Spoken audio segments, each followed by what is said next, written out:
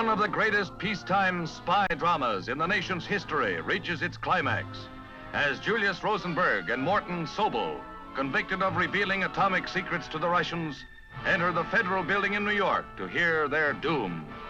Another of the spy ring, Mrs. Ethel Rosenberg, who with her husband was convicted of actually transmitting the secrets to Russia through Soviet diplomatic channels. The ring was first uncovered following the arrest of Klaus Fuchs in England. David Greenglass, Mrs. Rosenberg's brother, confessed theft of the secrets while stationed at the Los Alamos atomic project. He later became the government's chief witness in the prosecution of Sobel and the Rosenbergs. It is a stern jurist they face in Judge Irving Kaufman. After administering a tongue lashing in which he charged them with the indirect death of thousands of men in Korea, he sentenced both Rosenbergs to death in the electric chair and Sobel to 30 years in prison. At the time these pictures were made, Greenglass still had to hear his fate. It is the first time in peacetime that such a death penalty has been handed down. And while appeals to the highest courts are planned, it certainly appears that the spies are headed along a one-way street.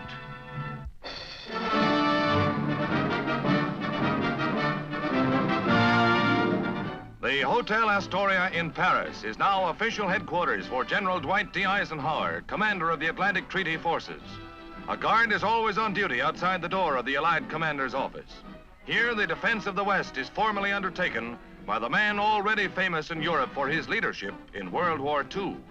General Eisenhower's first official act in his permanent headquarters is a military formality, an order announcing his assumption of command. So his historic task of holding communism in check gains new momentum as General Ike issues General Order Number 1 with this formal announcement. Today, another significant step was taken in this process of ensuring our collective security.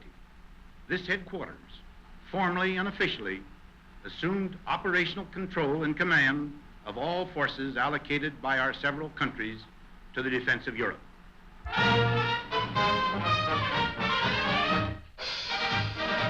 The big town opens its heart to a visiting chief executive from France. 75,000 New Yorkers line Lower Broadway as President Auriol drives up the Avenue of Heroes in the traditional parade for visiting celebrities. The city's warm welcome culminates at a flag-bedecked city hall where two Vincents meet. Vincent de Pelletier, mayor, presents Vincent Auriol, president, with a distinguished service scroll, and in turn receives one of France's high awards, the Legion of Honor. Warmth and fellowship mark the ceremony for Monsieur Auriol, whose visit to this country should help confirm Franco-American solidarity against communist imperialism. The families of 4 soldiers who gave their lives in Korea received the Medal of Honor. Sergeant William Jocelyn threw himself on a grenade to save his platoon. Corporal Gordon Craig sacrificed his life in a similar fashion, while Corporal Mitchell Red Cloud stood off onrushing Reds, enabling his company to regroup in new defense positions. Private Joseph Ouellet braved enemy fire to help his trapped buddies escape. General Omar Bradley makes the posthumous awards for heroism above and beyond the call of duty. As part of their indoctrination course, Puerto Rican soldiers are taught English at Camp Tortuguero. The island citizens are making a further contribution to the cause of liberty and freedom. These men are preparing to take their places in the ranks of America's fighting men. For months, their comrades have been in the front lines in Korea. General MacArthur has praised the Puerto Rican 65th Regiment for its valor during the bitter Korean campaign. And in World War II, they also served heroically.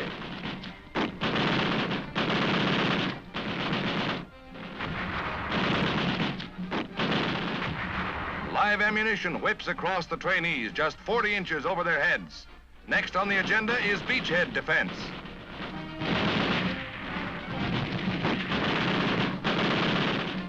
This is Puerto Rico's newest military unit, ready to serve the United Nations.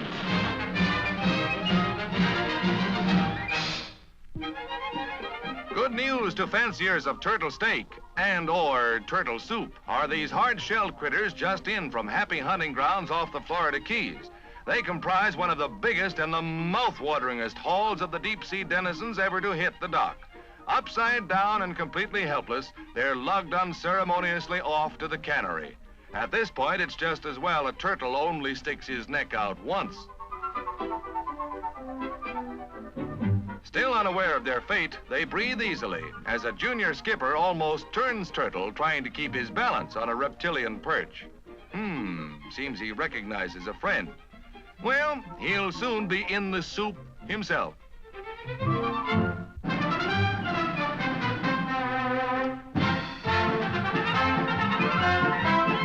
The Big Top gets a big send-off at Madison Square Garden.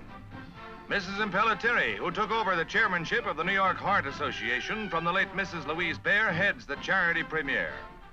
Lawrence Melchior strikes up the band, along with Jerome Cowan and the one and only Manasseh Mahler, Jack Dempsey. The benefit performance of the Ringling Brothers and Barnum and Bailey Circus brings out Emmett Kelly, the famous Joey who delights the hearts of all. And here come the elephants, schnozolas in the air. Ask Jimmy, he knows. You can win with Win, who leads the barbershop quartet. And this brings out the gypsy in me. Celeste Holm lends her talents to the Broadway Hollywood galaxy with Dorothy Kilgallen. The receipts for the Bear Memorial Heart Fund totaled $190,000. Lily Pons is the Cats.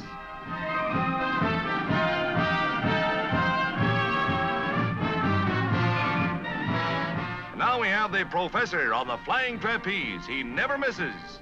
Well, for your benefit tonight, we'll let him chill you. Everybody had a circus.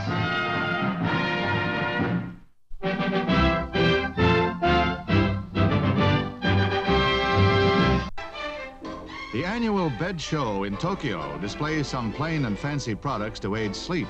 For instance, this space bed with automatic canopy has stereo and TV, and only $1,600. For devoted parents who want to be close to the little one, this double-deck arrangement, perfect for the 2 a.m. feeding.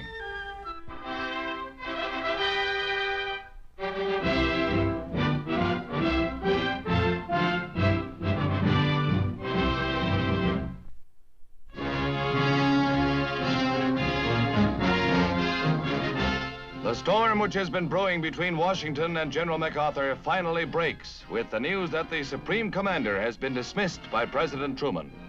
Members of the press leave the conference in Washington to release the world-shaking story which will affect international policy in every capital.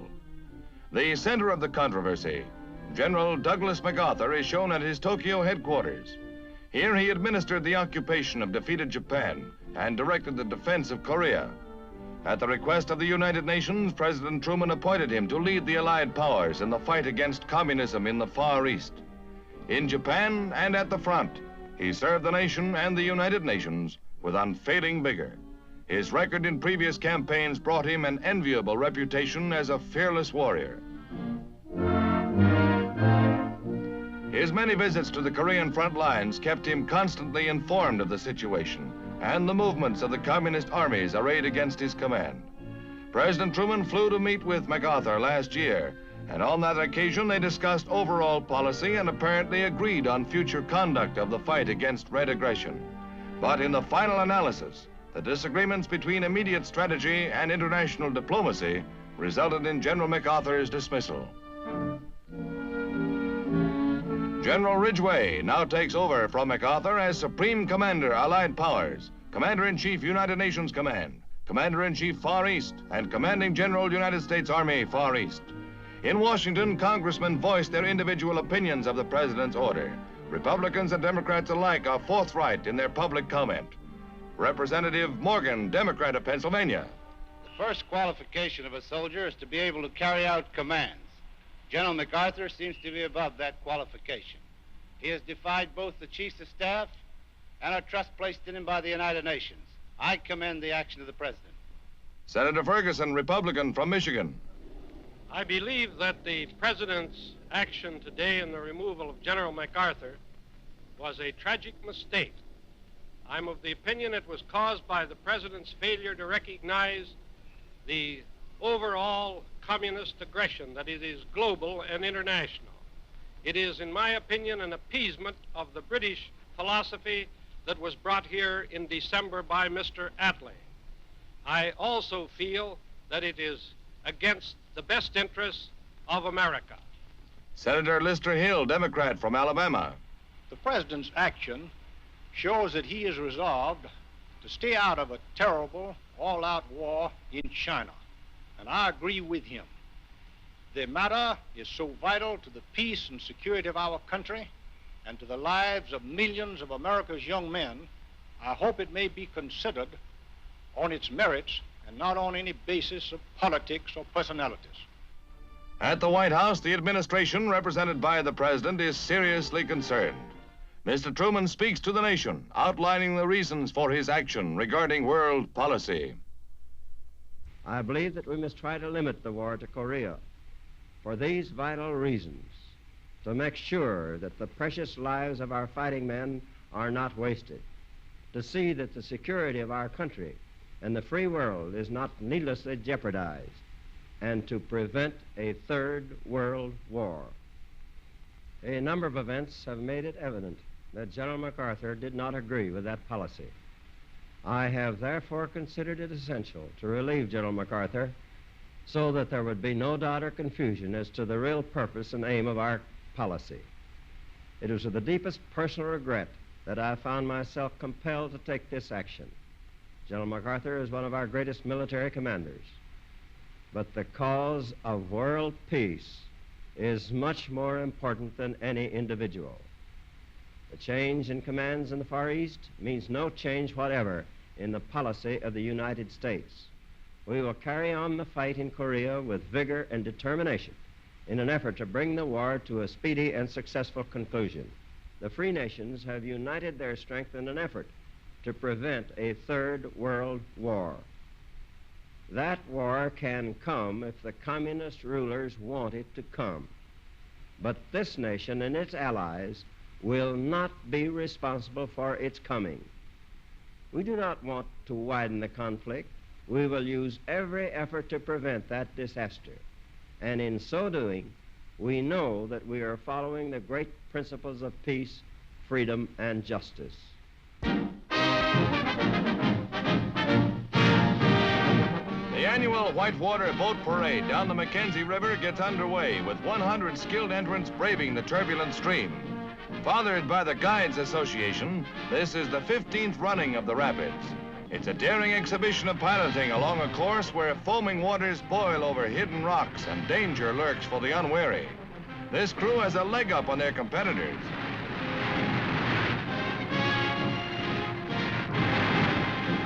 Three men in a boat and the going is rugged.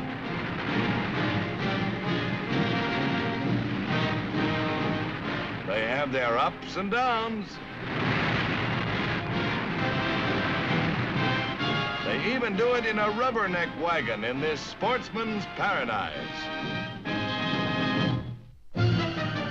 Way down south, deep in the heart of the Everglades, it's contact. Airboats ready for a sawgrass race. And they're off. This is just to see who's fastest with the mostest. But ordinarily, these plain propeller-driven boats conduct the bass fishermen to the happy hunting grounds, anywhere in the 300 square miles of mysterious Seminole land.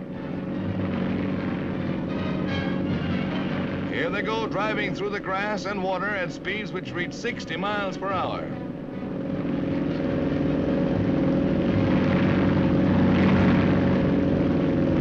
Turnabout is fair play.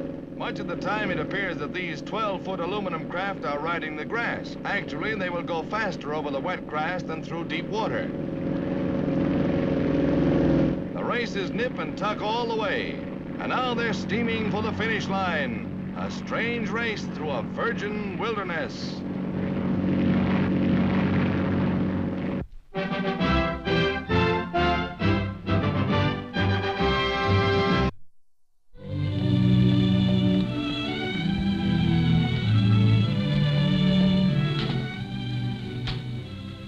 Made it. I see. Here's my check to the Tuberculosis Association. Yeah. Got a Christmas seal on every letter. Look at old Santa Claus smiling up at you from those Christmas seals. Kind of like he's saying, "Here, mister, here's a present for you."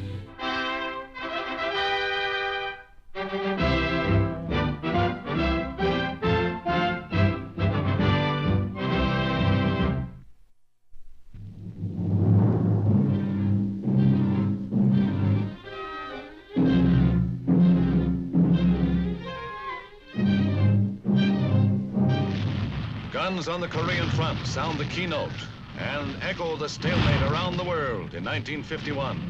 More than 1 million red casualties and 100,000 allied marked the second year of conflict, which saw General MacArthur relieved of his post as Commander-in-Chief of the Far East, raising a storm of controversy over the nation. He was succeeded by General Matthew B. Ridgway, who undertook the difficult task of facing the hordes of Chinese Reds. America was stunned by reports of the mass murders of 5,500 of their own war prisoners, slaughtered in cold blood behind communist lines. Stalemate was again the word for truce negotiations after more than 150 sessions between United Nations top-level officers and their Red opposite numbers. The only conclusion reached definitely in the tent at Panmunjom with the communist representatives was the establishment of a buffer zone 2.5 miles wide, extending along the present battle zone above the 38th parallel. It was the entering wedge in the deadlock which has marked the Korean struggle since the United Nations undertook its police action in the Far East. On the brighter side of the Asiatic picture was the official ending of war with Japan, with the signing of the peace treaty in San Francisco. But this was not accomplished before Andrei Gromyko, leading the Red satellite nations, walked out after a futile attempt to block the proceedings. With the signing of the pact, Japan also became an ally and a bastion in the Pacific. World opinion overwhelmingly applauded the pact, which was the painstaking work of 2 years and had the support of 48 nations. On the European front, General Eisenhower welded his North Atlantic Pact Army together with troops of 11 nations in a force which he hoped to raise to 62 divisions by 1954. European nations are expected to strain their economies to the limit to meet the defense requirements set up in his blueprint. America's economy itself was also severely jolted as Congress passed tax increase bills and price control measures. The new laws were the direct outgrowth of a staggering new defense budget of $58 billion. In a world of unrest, Americans shouldered an additional burden in the struggle between East and West, where the race for atomic weapons assumed new proportions and guided missiles took on new importance. The Matador, which someday may carry an atomic charge, was one of America's answers in the armament race, a contest that is the insurance of the free world against slavery.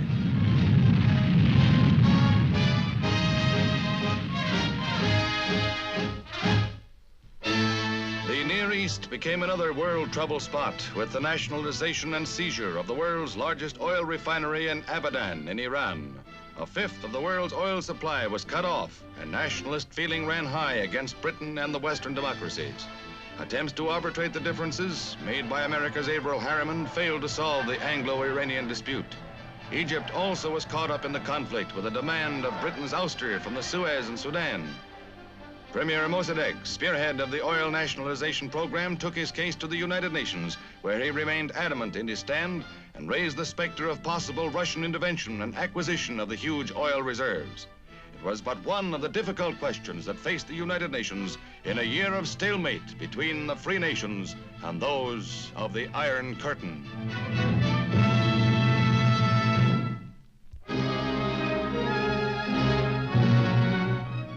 The year brought one of the worst train wrecks in history, when a commuter train plunged through a temporary trestle near Woodbridge, New Jersey, and snuffed out the lives of 85 persons.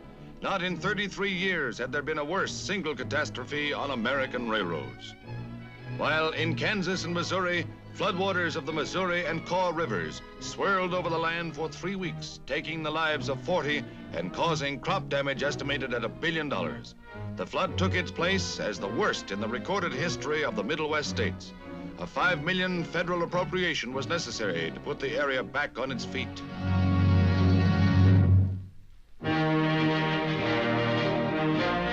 "1951 also takes its place as the year of the great investigations, during which the links between the underworld and politics are given a thorough airing. Chief among the committees was the Senate group headed by Senator Estes Kefauver, which brought its proceedings vividly to the American public, with ex-Mayor O'Dwyer of New York testifying before newsreel cameras. A reluctant witness was gambler Frank Costello, reputed kingpin in gambling circles. Never was the nation made more probe-conscious.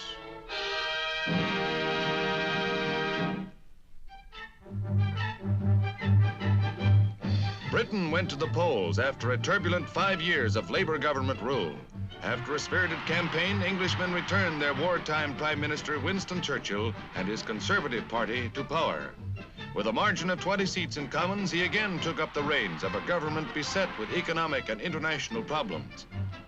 On the domestic political scene, Senator Taft of Ohio was the first Republican aspirant to toss his hat in the ring and fire the opening gun of the campaign. He was followed shortly by Governor Warren of California, former vice presidential candidate, who announced himself for the top spot. But the great enigma of the political year remained General Eisenhower, who stayed silent on his intentions in the forthcoming elections. Equally cryptic was President Truman as he addressed the Women's National Democratic Committee. He did, however, express a definite interest in the outcome. One of the things I've been thinking about is next year's election.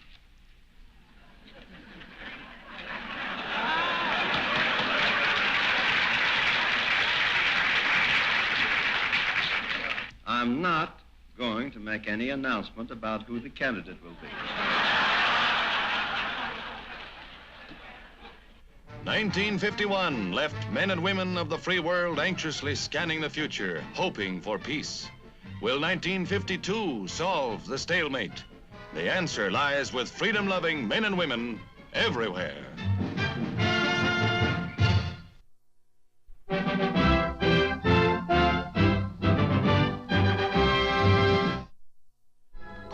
Many couples prefer twin beds, but this arrangement gives you a chance to change your mind. Just press the button and presto, immediate togetherness. Isn't science cooperative?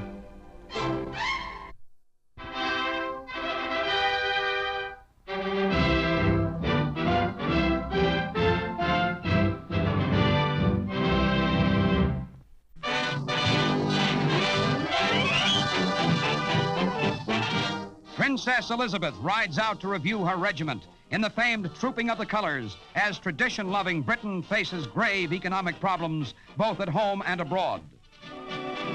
Taking a goodwill tour to cement Anglo-American relations, Princess Elizabeth is met at the Washington airport by America's first family.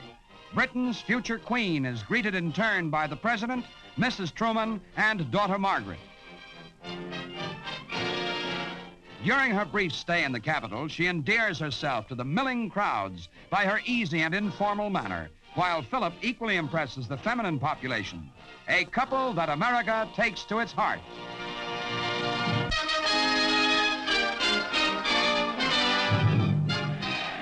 Trafalgar Square on election night. Early returns show the Labor Party, headed by Clement Attlee, leading. But as returns come in from the provinces, the Conservative vote mounts and Winston Churchill is once more returned to power. Handicapped by a slim majority in Parliament, it's a tough road ahead for Winnie.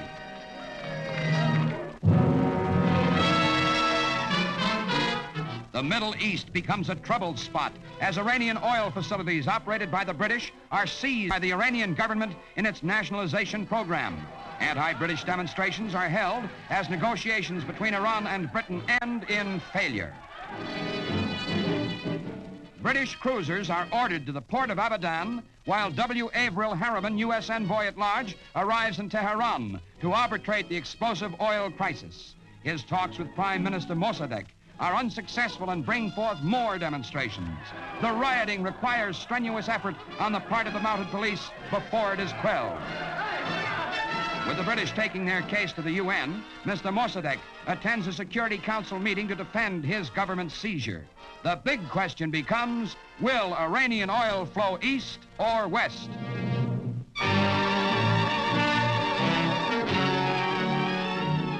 The worst floods in the Midwest's recorded history tear a path of devastation through Kansas and Missouri. Almost 1 million acres of land are inundated by the rising waters of the Kaw, the Blue, and the Missouri rivers, and 750,000 persons are made either homeless or displaced by the swirling currents. It is estimated that property damage will reach $1 billion or more. Hardest hit is Kansas City, Missouri, with virtually its entire industrial section underwater in one of the nation's cruelest blows of modern times.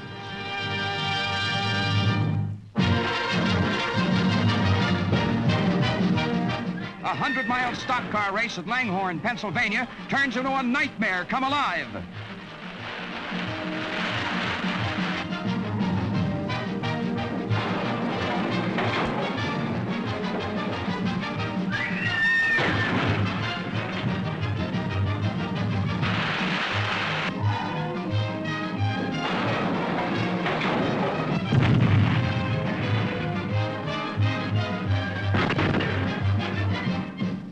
Blinded by the smoke, many of the drivers seem helpless to avoid the piled-up wrecks in front of them.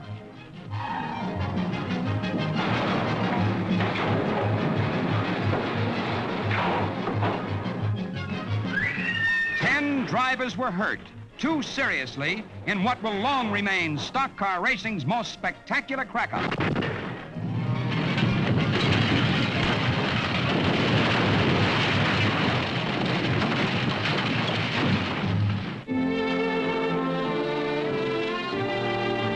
At New York's federal building, alleged overlord of gambling Frank Costello arrives to face the senatorial gambling probe. Frank Erickson, convicted bookmaker, is also on hand as the spotlight falls on former Mayor O'Dwyer versus Senator Toby. And the story that is circulated down here is that you call up in the long-distance telephone to get their help and that you got money. Well, it's not true. I never called anybody from New York for contributions to my campaign. Well, I'm under oath and you're not, sir. Well, I'll take the oath right now, if you'll give it, Mr. Chairman. I hate a four-flusher. Senator Toby now turns the heat on Costello. Has this country come up to your anticipations? You must have in your mind some things you've done that you can speak of to your credit as an American citizen. If so, what are they? Paid my tax. Mr. Halley questions Virginia Hill. Did you ever get any money from Costello? No. And did you ever get any money from Meyer Lansky? I never got money from any of those fellas. None of those None fellas? of those fellas. None of these that I've been reading about, or none that I knew. They never gave me anything. None of the Fichettes? No. You I did? don't even speak to the... I mean, I met that Charlie once or twice. I don't even talk to him. You don't like him? No. Erickson is asked a personal question. What is your business?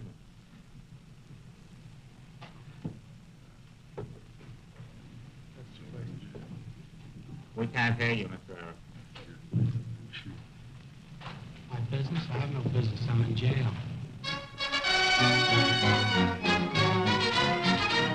San Francisco holds an historic meeting. Today we meet here again to take another step along the road to peace. On this occasion, it is our purpose to conclude a treaty of peace with a country we were fighting in 1945. With the Soviet bloc abstaining, 48 nations signed the treaty. Lester Pearson for Canada. Foreign Prime Minister Robert Schuman for France. Foreign Minister Morrison for England. And United States Secretary of State Dean Acheson. 6 years after its surrender, Japan regains sovereignty as Premier Yoshida signs the treaty.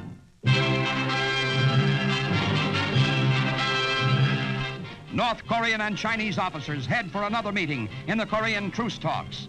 The attempt to establish a ceasefire has run into continual delays from bickering, misunderstandings, and the Asian problem of saving face. And as the talks get colder, the battle gets hotter.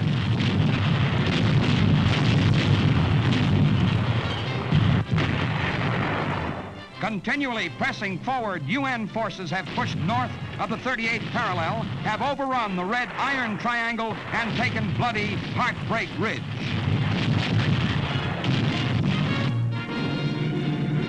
Helicopters come into their own in the hills of Korea as these versatile airships bring up supplies and soldiers right to the front line.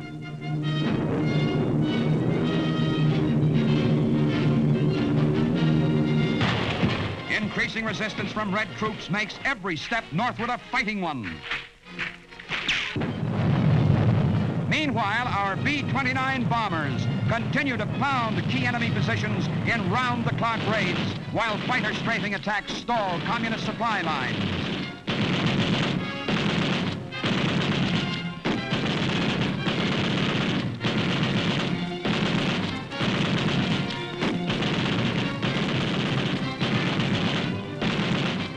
So, until peace is finally achieved in Korea, the embattled Reds will remain on the receiving end of fireworks from the power of the United Nations team. Dramatic episode in the news parade of 1951.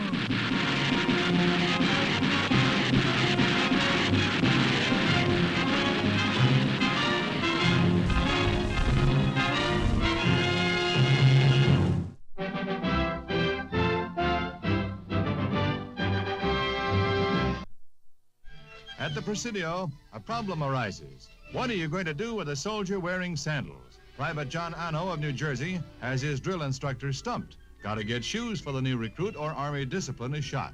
Trouble is, Anno wears size 16 AAA shoes, and the Army doesn't stock them. Biggest size on hand is 15. So until they build him a special pair, Anno gets desk duty where his feet don't show. Beats walking a mile.